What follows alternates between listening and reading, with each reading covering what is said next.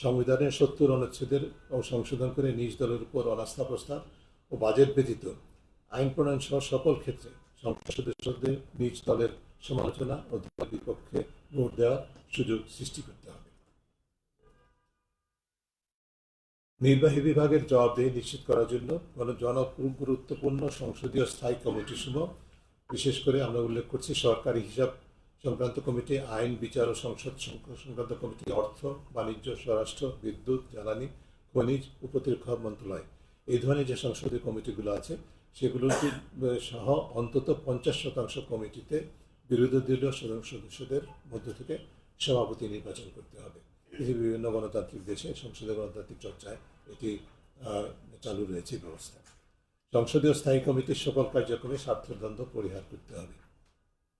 জাতীয় সংসদ ও স্থানীয় সকল পর্যায়ে জনপ্রতিনিধিদের জন্য নৈতিক আচরণবিধি প্রণয়ন করতে হবে। আপনারা জানেন সংসদে 2009 আমাদের খসড়ার উপর ভিত্তি করে একটি সংসদীয় নৈতিক আচরণবিধি উপস্থাপন করা হয়েছিল সংসদ সদস্যদের, কিন্তু সেটি আলোর মুখ দেখেনি।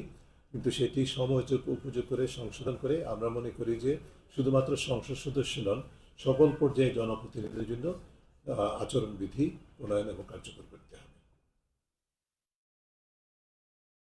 এরপর রাজনৈতিক দলগুলোর সংস্কারে অভ্যন্তরীণ গণতান্ত্রিক প্রক্রিয়া, স্বচ্ছতা ও জবাবদিহি প্রতিষ্ঠার লক্ষ্যে একটি রূপরেখা প্রণয়ন করতে হবে, যার মধ্যে উল্লেখযোগ্য হচ্ছে, আমরা একটু লক্ষ্য করুন, আমরা বলছি অন্তর্বর্তীকালীন সরকারের কাছে প্রস্তাব করছি তারা এমন একটি রূপরেখা বাধ্যতামূলকভাবে পালনযোগ্য প্রণয়ন করবেন যেটি সকল রাজনৈতিক দল স্ব-উদ্যোগে অনুসরণ করে তারপর ভিত্তি করে দলের অভ্যন্তরীণ গণতান্ত্রিক চর্চা নিশ্চিতের ব্যবস্থা গ্রহণ করবেন। তার মধ্যে থাকবে দলীয় প্রধানের একচ্ছত্র কর্তৃত্ব ও পরিবারতন্ত্র বিলোপ করার ব্যবস্থা নিশ্চিত করা, সকল পর্যায়ে সুষ্ঠু নির্বাচনের মাধ্যমে দলীয় নেতৃত্ব নির্ধারণ করা, সকল দলের আয় ব্যয়ের স্বচ্ছতা নিশ্চিত করার জন্য কার্যকর পদক্ষেপ গ্রহণ করা, নৈতিক স্খলনের দায়ে অভিযুক্ত ব্যক্তিকে দলের কোনো পদে না রাখা এবং নির্বাচনের প্রার্থী হিসেবে মনোনয়ন না দেয়া, দলের সকল পর্যায়ে কমিটিতে তরুণ, নারী, আদিবাসী ও প্রান্তিক জনগোষ্ঠীর মানুষের অন্তর্ভুক্ত করা এবং বিভিন্ন পর্যায়ে নির্বাচনে তাদের মনোনয়ন নিশ্চিত করা, দল ও জনপ্রতিনিধিত্বে সকল পেশার ভারসাম্য রক্ষায় আইনি বাধ্যবাধকতা আরোপ করা। এখানে একটু ব্যাখ্যা করছি, আপনারা জানেন যে আমাদের সংসদে সংসদের স্বাধীনতার পর আমাদের ব্যবসা, যাদের মূল পেশা ব্যবসা, তাদের হার ছিল 17.5%, যেটি বিগত সংসদ সেখানে সেটা 65% হয়েছিল।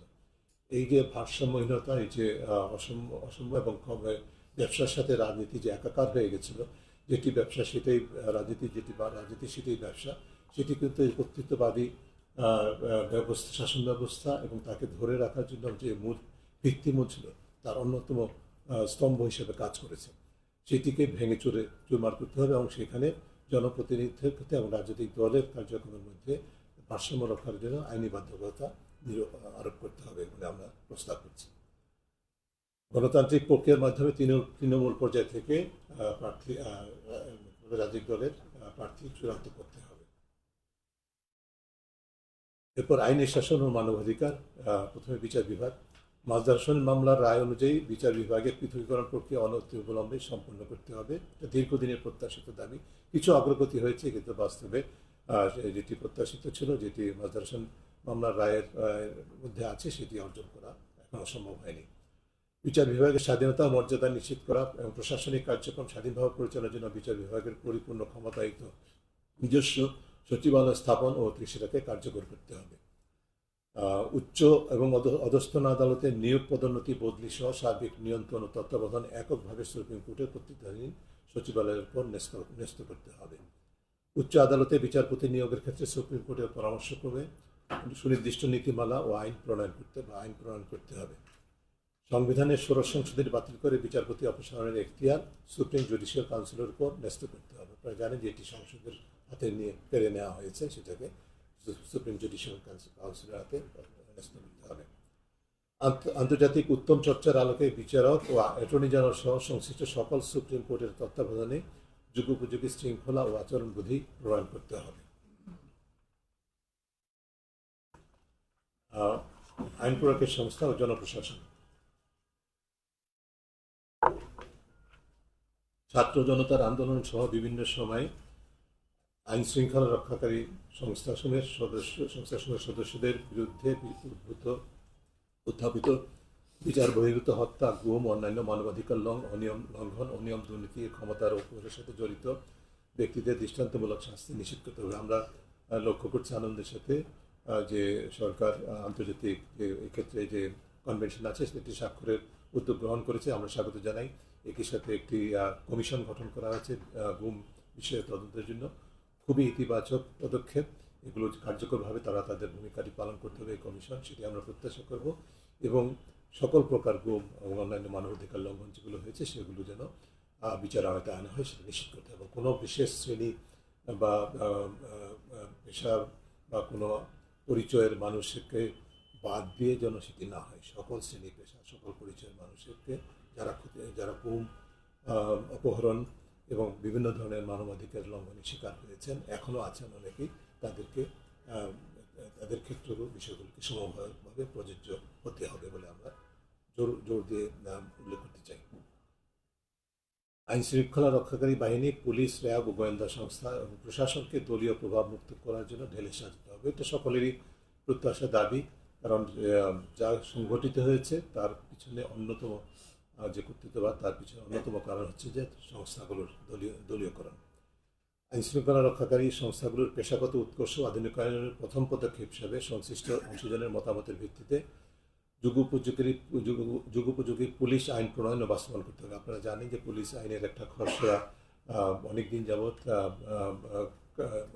আছে, টেবিলে আছে সংশ্লিষ্ট কর্তৃপক্ষের, কিন্তু সেটা কোনো আলোর মুখ দেখেনি। আমরা মনে করি যে বর্তমান প্রেক্ষিতে সেটাকেও ঢেলে সাজিয়ে নতুন করে প্রণয়ন করে আইনটিকে অনতিবিলম্বে প্রণয়ন করতে হবে এবং সেটা বাস্তবায়ন প্রক্রিয়া শুরু করতে হবে। এই কাজগুলো আমাদের অন্তর্বর্তীকালীন সরকারের করা অপরিহার্য বলে মনে করি। পুলিশের সকল পর্যায়ে নিয়োগ প্রক্রিয়া স্বচ্ছ, প্রতিযোগিতামূলক, দলীয় প্রভাবমুক্ত, দুর্নীতিমুক্ত করার লক্ষ্যে পুলিশ সার্ভিস কমিশন গঠন করতে হবে। এটি অনেকেরই দাবি, আমাদের দীর্ঘদিনের দাবি। আইন শৃঙ্খলা রক্ষাকারী সংস্থার বিরুদ্ধে উত্থাপিত অভিযোগ নিষ্পত্তির জন্য পুলিশ কর্তৃপক্ষের বাইরে একটি স্বাধীন কর্তৃপক্ষ গঠন করতে হবে। এটি হচ্ছে যে কমিশনের বাইরে, কমিশন একটা যেটার সুনির্দিষ্ট দায়িত্ব থাকবে, ম্যান্ডেট থাকবে, নিয়োগ প্রক্রিয়া স্বচ্ছ, প্রতিযোগিতামূলক, দলীয় প্রভাব দুর্নীতিমুক্ত করার লক্ষ্যে, আর বিশেষ করে সুনির্দিষ্টভাবে অভিযোগ নিরসনের লক্ষ্যে একটি আলাদা কর্তৃপক্ষ, নিরপেক্ষ কর্তৃপক্ষ গঠন করতে হবে। এটি বিভিন্ন দেশের চর্চায় সেটি রয়েছে, আমাদের ক্ষেত্রে সেটা করার এখন সুযোগ। জনপ্রশাসনকে কার্যকর ও গতিশীল করার লক্ষ্যে সরকারি চাকরি আইন 2018 এবং সরকারি কর্মচারী আচরণবিধি 1979 হালনাগাদ করতে হবে। মানবাধিকার ও ন্যায় বিচার বিষয়ক জাতীয় ও আন্তর্জাতিকভাবে গ্রহণযোগ্য নিরপেক্ষ স্বাধীন তদন্তের মাধ্যমে বহুমাত্রিক নজিরবিহীন মানবাধিকার লঙ্ঘনের জবাবদিহি এবং দৃষ্টান্তমূলক শাস্তি নিশ্চিত করতে হবে। ইতিমধ্যে সেটা বলেছি, আমরা এখানে পুনরাবৃত্তি করলাম।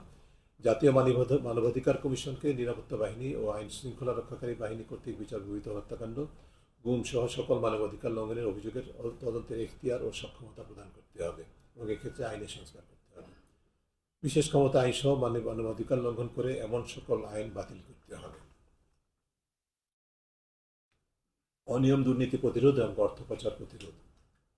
দুর্নীতি দমন কমিশন তথা দুদকের স্বাধীনতা সক্ষমতা নিশ্চিত করার জন্য দুদকের প্রশাসনিক ও আর্থিক ক্ষমতা সহ জনবল নিয়োগ, প্রদায়ন, বদলির ক্ষমতা দুদকের সচিবের হাত থেকে সরিয়ে নিয়ে কমিশনের হাতে ন্যস্ত করতে হবে, যেটা আসলে মূল আইনে যেভাবে ছিল সেটিকে সম্প্রতি গত বছর এই বছর ফেব্রুয়ারি মাসে একটা কার্যালয় আদেশের মাধ্যমে কমিশন থেকে সচিবের হাতে হস্তান্তর করা হয়েছে। সেটিকে বিলুপ্ত করতে হবে এবং সেটির দায়িত্ব কমিশনের হাতে পুনরায় অর্পণ করতে হবে। দুদকের পরিচালক হতে ঊর্ধ্বতন পদসমূহ, পরিচালক ঊর্ধ্বতন পদসমূহে প্রেষণের মাধ্যমে প্রদান করা বন্ধ করতে হবে। দুর্নীতির মাধ্যমে অবৈধ সম্পদ অর্জন, অর্থ পাচার বিষয়ে তদন্ত ব্যবস্থাকরণে দুদকের ক্ষমতাকে নিশ্চিত করতে আইনের সংশ্লিষ্ট ধারাসমূহ সংশোধন করতে হবে। বিশেষ করে civil service act 2018, money laundering act 2012 এবং আয়কর আইন 2023 এগুলো সংশোধন করতে হবে। আপনারা জানেন যে আয়কর আইনে প্রবেশ ধারা রাখা হয়েছে কালো টাকা বৈধতা করার সুযোগ এবং কোনো প্রতিষ্ঠান প্রশ্ন করতে পারবে না, যার ফলে দুদকের ক্ষমতা খর্ব হয়েছে। এই ধরনের আইনগুলোকে আমরা সংস্কার করার জন্য অনতিবিলম্বে সংস্কার সম্ভব, অধ্যাদেশের মাধ্যমে রাষ্ট্রপতি সেটি করা প্রয়োজন মনে করি আমরা। দুর্নীতি দমন ও প্রতিরোধের জন্য দায়িত্বপ্রাপ্ত প্রতিষ্ঠান যেমন দুদক, বাংলাদেশ ফাইন্যান্সিয়াল ইন্টেলিজেন্স ইউনিট বা বিএফআইইউ, জাতীয় রাজস্ব বোর্ড, এনবিআর, মহান হিসাব নিরীক্ষক ও নিয়ন্ত্রকের কার্যালয়, অ্যাটর্নি জেনারেল কার্যালয়, ক্রিমিনাল ইনভেস্টিগেশন ডিপার্টমেন্ট, সিআইডি সহ সমস্ত প্রতিষ্ঠানগুলোকে দলীয় প্রভাবমুক্ত ও পেশাগত দক্ষতার উন্নয়ন করতে হবে। এই প্রতিষ্ঠানগুলো আছে, বিএফআই গঠিত হয়েছে। এই প্রতিষ্ঠানগুলো কিন্তু আসলে দলীয়করণ বা দলীয় নেতৃত্ব, দলীয় প্রভাবযুক্ত নেতৃত্বের কারণে তাদের যথাযথ ভূমিকা পালন করতে পারে না। সেই অবস্থার উত্তরণ ঘটাতে হবে, এই অবকাঠামোকে ভেঙে ফেলতে হবে। দুর্নীতি ও অর্থপাচারের কার্যকর জবাবদিহির অনুকরণ ও দৃষ্টান্ত স্থাপনে দুদক, বিএফআইইউ, এনবিআর, সিআইডি ও অ্যাটর্নি জেনারেল কার্যালয় সম্পৃক্ত করে একটি স্থায়ী টাস্কফোর্স গঠন করতে হবে, যেটি কথা আগে বলেছি।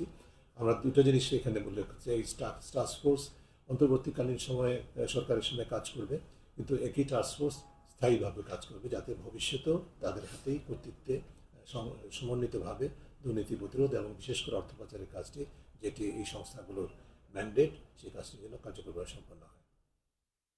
জনপ্রতিনিধিত্ব ও সরকারি কার্যক্রমে ব্যক্তি স্বার্থ, চরিতার্থতা, স্বজনপ্রীতি ও অনিয়ম দুর্নীতি প্রতিরোধে স্বার্থের দ্বন্দ্ব আইন প্রণয়ন করতে হবে।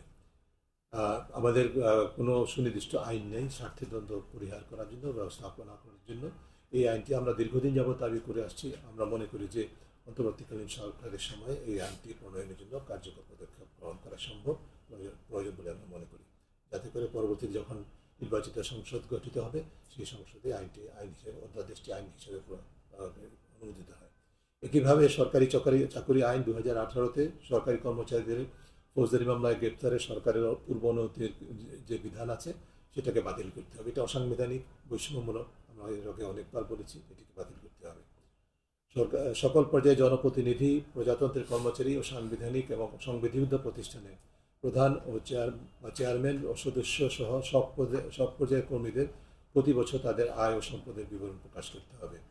আমাদের প্রধান উপদেষ্টা ঘোষণা করেছেন, উপদেষ্টা পরিষদ এবং সরকারের কর্মচারীবৃন্দ তাদের আয় ব্যয়ের হিসাব প্রকাশ করবেন। স্বাগত জানিয়েছি আমরা এটাকে, এবং আমরা আশা করি এটা চিরস্থায়ী হবে। একই সাথে আমরা এখানে শুধুমাত্র সরকারি প্রতিষ্ঠান নয়, এই ধরনের যে সমস্ত রাষ্ট্রীয় প্রতিষ্ঠানগুলো আছে, যেগুলো সাংবিধানিক বা সংবিধিবদ্ধ, তাদের সেই সব প্রতিষ্ঠানের কর্মরত নেতৃত্ব সহ কর্মী পর্যায়ে যারা আছে, সকলের ক্ষেত্রে এটি প্রযোজ্য হতে হবে। জাতীয় বাজেটে কালো টাকা সাদা করার সুযোগ চিরতরে বাতিল করতে হবে। আপনারা জানেন যে আমরা আগে বলেছি, আপনারা সকলেই জানেন যে 2023 আয়কর অধ্যাদেশে এটি আছে। এটি আমরা মনে করি অনতিবিলম্বে বর্তমান অন্তর্বর্তীকালীন সরকারের উদ্যোগেই এটি অধ্যাদেশটি বাতিল করা সম্ভব, এবং বাতিল করে যাতে এই যে বিচারহীন